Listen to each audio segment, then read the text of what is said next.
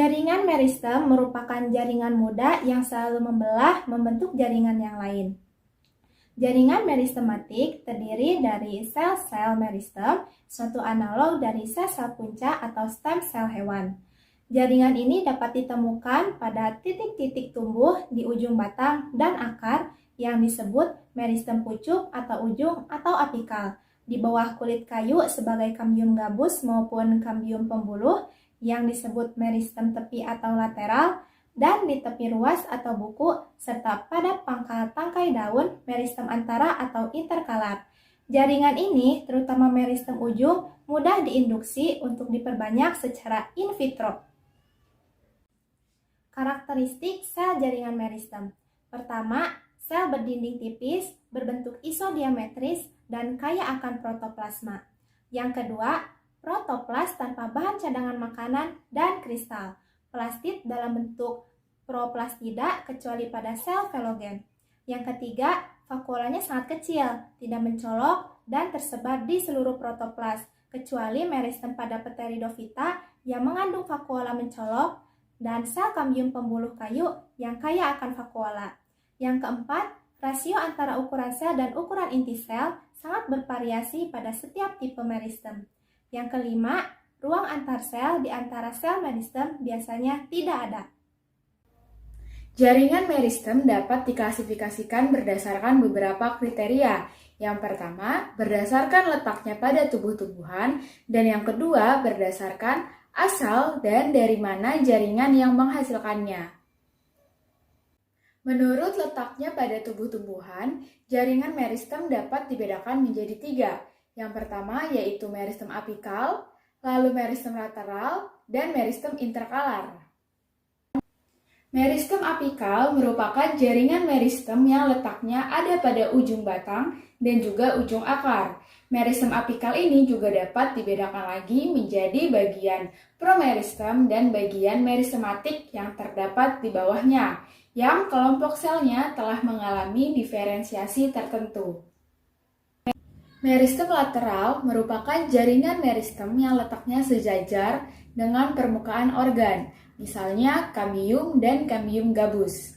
Kambium pembuluh dari kambium gabus merupakan contoh dari meristem lateral. Kedua macam jaringan tersebut merupakan jaringan dewasa yang kemudian menjadi meristem kembali, sehingga sering disebut meristem sekunder. Nah, pada tumbuhan dikotil dan gimnospermae berkayu, kambium berasal dari prokambium. Prokambium terdapat di hampir semua tumbuhan dikotil dan gimnospermae. Meristem interkalar merupakan jaringan meristem yang terletak di bagian pangkal tiap buku, terutama pada tumbuhan rumput-rumputan. Pempanjangan ruas pada banyak suku rumput-rumputan itu dihasilkan oleh meristem interkalar. Nah, sel yang membelah membentuk rangkaian sel sejajar sehingga terkadang disebut sebagai meristem rusuk. Kedudukan meristem interkalar pada ruas itu tidak tetap, berubah-ubah dengan pempanjangan ruas. Pada awalnya, aktivitas meristem interkalar itu hanya terbatas pada jaringan dasar perifer di dekat serta di atas piringan buku. Macam atau tipe titik tumbuh berdasarkan struktur meristem apikal.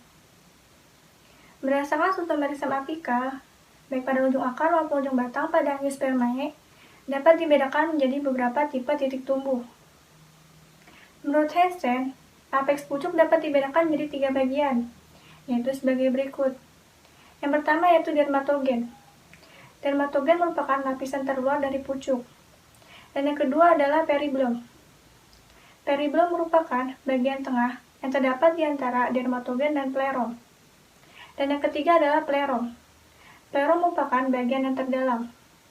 Konsep dari Hansen hanya sesuai pada apeks akar, yang dikenal sebagai teori histogen dari Hansen. Menurut Smith, dalam Alexander Smith tahun 1924, apeks pucuk dapat dibedakan menjadi 2 bagian, yaitu sebagai berikut. Yang pertama yaitu tunika. Tunika merupakan bagian luar, dapat selapis atau lebih dari 1 lapis sel. Yang kedua adalah korpus. Korpus merupakan kelompok sel yang diselubungi oleh tunika. Konsep yang disampaikan oleh Smith ini disebut sebagai teori tunika korpus. Tunika dapat berkembang menjadi epidermis dan derivatnya, sedangkan korpus dapat berkembang menjadi korteks dan stele. Berdasarkan selnya, meristem dapat dibedakan menjadi 3 bagian, yaitu sebagai berikut. Yang pertama yaitu promeristem. Promeristem merupakan jaringan meristem yang telah ada sejak embrio pada tumbuhan.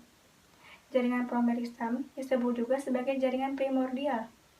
Jaringan ini terletak pada ujung akar maupun ujung batang sebagai jaringan muda. Promeristem terdiri dari sel inisial yang akan berkembang menjadi protoderm, prokambium, dan meristem dasar.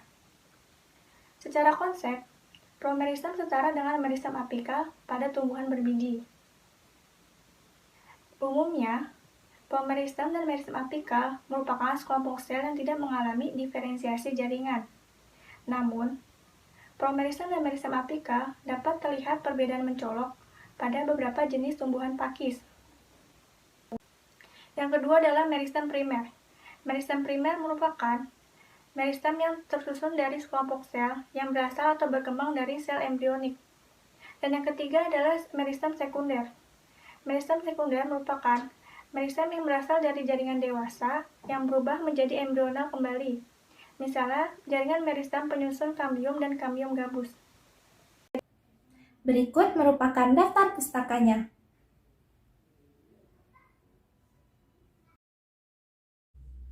Sekian penjelasan dari kami. Mohon maaf apabila ada kekurangan dan kesalahan. Semoga bermanfaat. Terima kasih. Wassalamualaikum warahmatullahi wabarakatuh.